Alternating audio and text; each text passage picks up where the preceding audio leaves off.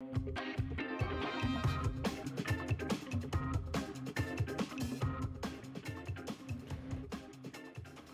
you, and hi, everyone. Loving the claps. Thank you so much. Quick question, show of hands. Who knows here what blockchain is? And the rest of us are like, actually, we're not quite sure, but Anton's going to explain it to us. Anton, let's start with the elephant in the room. What is a blockchain myth that you want to debunk from the get-go? Oh, well, I'm not into debunking myths, but probably blockchain, some people think that everything that blockchain touches is golden. Well, it's not, because at the end of the day, you need to have a real use case for blockchain. But blockchain indeed is a wonderful technology, but I don't think it's new internet. Some people really go like as far as suggesting that this is a completely new, like entire new world order. It's amazing, it's exceptional, but I think it's got its limits. Interesting thing is that one thing I really picked up from Web Summit is nothing is really new. We're just innovating and building on what already exists. And really, it's about the use cases to see what the disruption looks like, what innovation looks like, but what problems we're really solving. But one thing you're doing at Sweatcoin is you're working on the movement economy. Can you explain what that is to us? Yeah, well, in very simple terms, we all know about attention economy, where your eyeballs matter because they can be monetized. Now, taking the same approach, physical activity is extremely valuable. Well, physical activity is an asset class. That's how we like to think about it. And that's why we are very positive and we're very enthusiastic about using blockchain to essentially tokenize the value of physical activity, put it on blockchain, and thus make it transferable and liquid. So the movement economy is an economy which is underpinned by the value of physical activity, and that's something that we see emerging.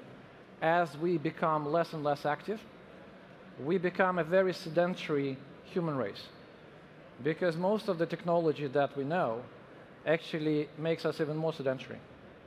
If you think about it, we have to move less and less because we're slaves to our convenience.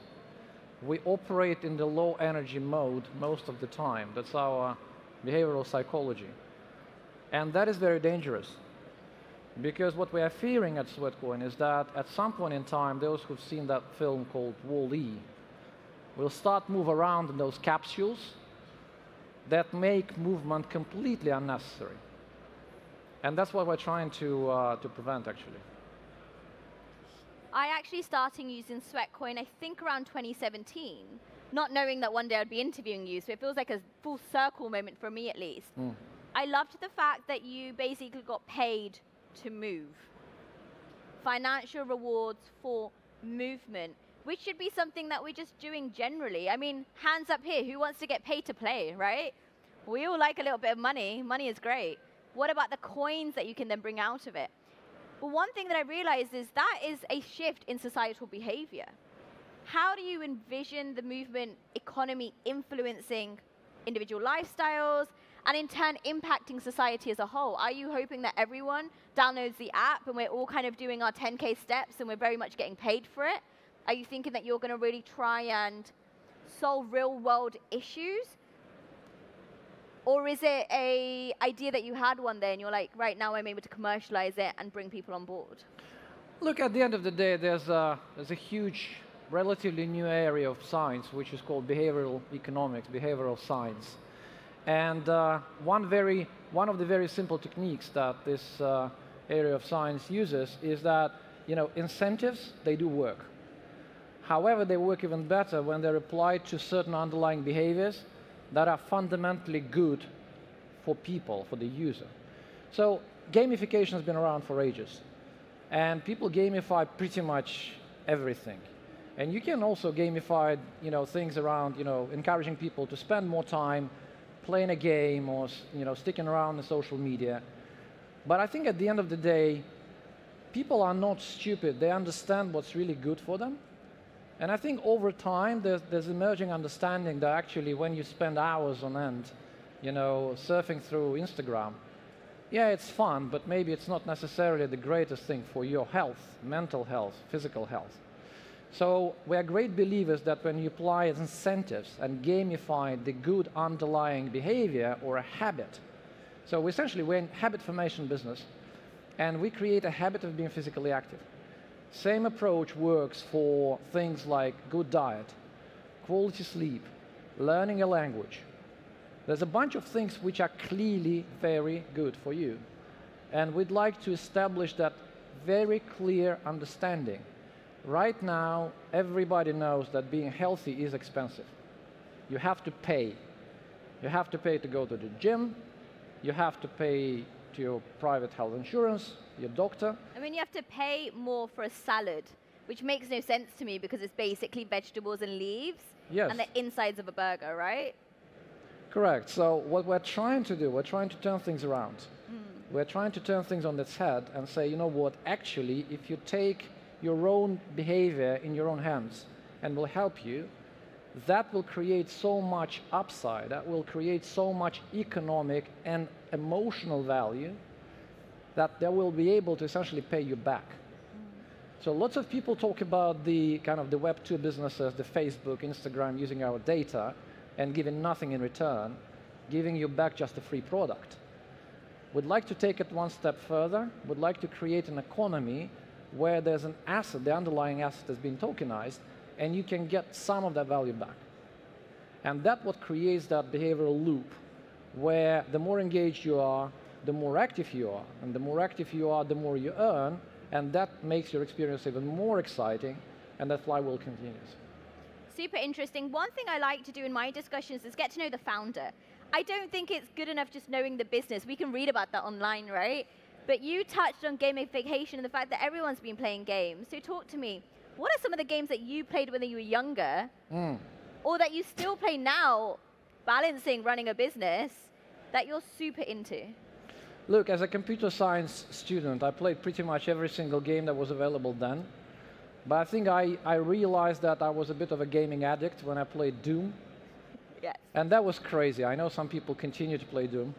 But then, you know, I was literally spent like days and nights playing it. And this was when I realized that actually I need to get away from it. So like now, the only thing I play really is chess every now and then. My wife still thinks that it consumes too much of my time. But I'm trying to apply my unrealized gaming ambition to Sweatcoin. I mean, that's a good mission to have in itself, right? How did you found Sweatcoin? Was it an idea you had that you woke up with overnight? Was it through your own kind of, problems that you were trying to solve? Where did that spark come from? Look, the idea was kind of there, and it wasn't. And it was only with the help of a few friends. And one of them is my now co-founder, who is sitting somewhere there in the audience, who, by the way, leads on our blockchain and everything blockchain. So ideally, he should be here, not me. But so we started talking about how we create what we then called a loyalty program for health. And then we kind of made a few iterations, and this is where we just realized that the best way to do it would be on blockchain eventually. So even when we started back in 2015, and we started as just a regular health and fitness app, even then we knew that we would be on blockchain one day. It was just a matter of time and the technology being ready to process the load that we have. I'm glad that you co-founded it with a business. I'm glad that you've shouted out your co-founder and really spotlighted him. I think it shows the relationship that you've built. How many people here, show of hands, have a business? Kind of. How many people are thinking of starting a business? How many people want to start a business with a co-founder or have a co-founder they're currently businessing with? Straight hand went up for Sweatcoin people. You were like, yes, absolutely. How do you make a good co-founder relationship work? Especially when you're different people, you have different ideas, and eventually you might want different things. Oh, yeah. Yes, it's not easy, but at the end of the day, it's essential that you actually share the same worldview in terms of what you're trying to achieve. And then the rest of it is so much easier to figure out. Whereas, if one of you started a business just to get rich and the other one started a business just to achieve a mission, that is when it gets difficult, even though it's not irreconcilable at the end of the day. But I think that sharing the same values, sharing the same views is absolutely paramount. And what are some of the challenges that you've had in your business thus far or your business journey that you want to share with our budding entrepreneurs and say, this is a challenge that everyone faces, but this is how you might overcome it. And most importantly, these are the skills that you learn to make you even that more resilient. Well, I mean, I can talk about that for hours, but probably just in the interest of time, a couple of things. So firstly, I mean, it's absolutely fundamental to be able to iterate quickly. And however quickly you, well, whatever you do, you always feel like you can do it even faster. I think the second thing is being very careful when you are reliant on big platforms. So because at the end of the day, then you're putting your destiny in the arms of somebody else. So I would say that those two are probably the ones that, that stick out. Those are great life lessons. Before you're a founder, you're a person. I think it's very important to make that distinction. And I think what I mean to say by that is you're always learning. Learning is a part of the job before and after foundership. How do you stay learning? What books do you read? What resources are you into? What podcasts do you listen to that you would recommend for the audience in the room?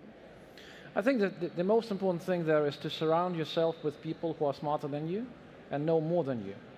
And that starts with your co-founders, you know, because you cannot do everything on your own. And quite frankly, you are very rarely you're better than everybody else in whatever you do.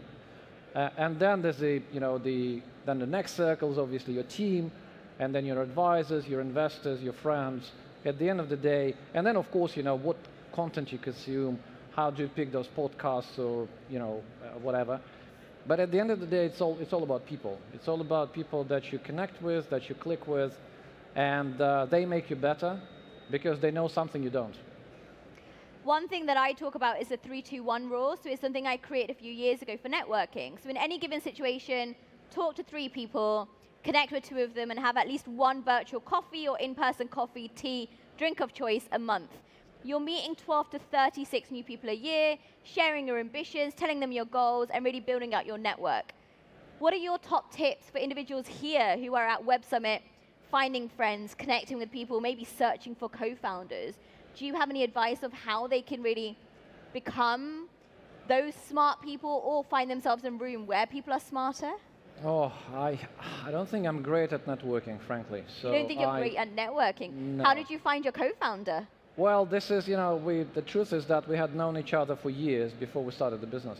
So I think, my one-word advice probably would be that whoever you meet, it's always useful to look at them, through a lens of, could that person one day become, a co-founder or somebody more than just an acquaintance? But then the process is extremely difficult because, yes, somebody may seem like a great co-founder at first, but then, you will never know until you've tried. So I guess it's just, first of all, know yourself, know what works for you, because some people absolutely hate massive, big networking events like this one, because they're much better off feeling, I want to be left on my own, I want to sit in my room and think, introverts. And so it's not like, one-size-fits-all recipe. But, I think it's always be open to making some human connections in whatever form you are more comfortable with, and then try to develop those connections and understand how these connections make you richer in a broad sense of the word and better. So coming back to Sweatcoin, how do you feel about the word of the year, AI? What are your thoughts on it as a business, but also as an individual? Well, look, AI is great, but my sarcastic self tells me it's like, okay, the past couple of years, everybody was Web3, and prior to that, everybody was ML.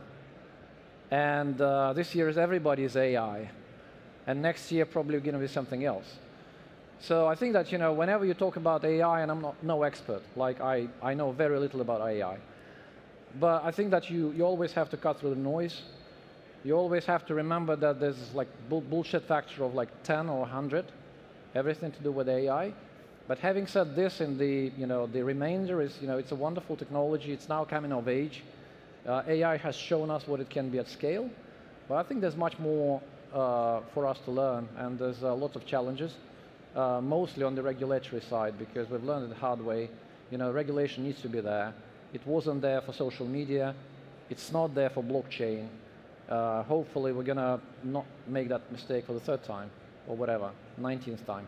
Absolutely. So, yeah, exciting times. I think that's a really refreshing take, right? Because I think a lot of the panels here are AI, AI, AI, and it's nice for a founder to be like, AI is great.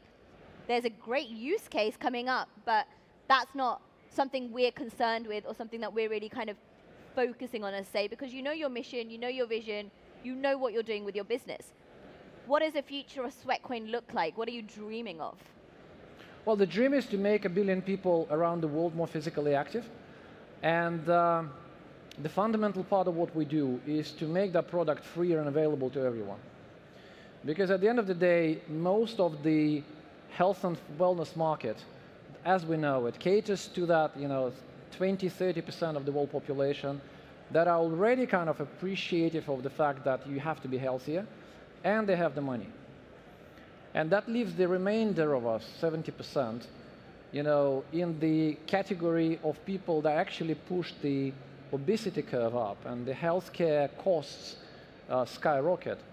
So we need to reverse that trend. We need to create something that would be available to everyone, understandable by everyone, and that will stick. And that is the real use case for blockchain as we think. Because yes, blockchain is a wonderful technology. There's been huge amounts of investment into infrastructure over the past few years. But I think real life use cases are quite scarce still.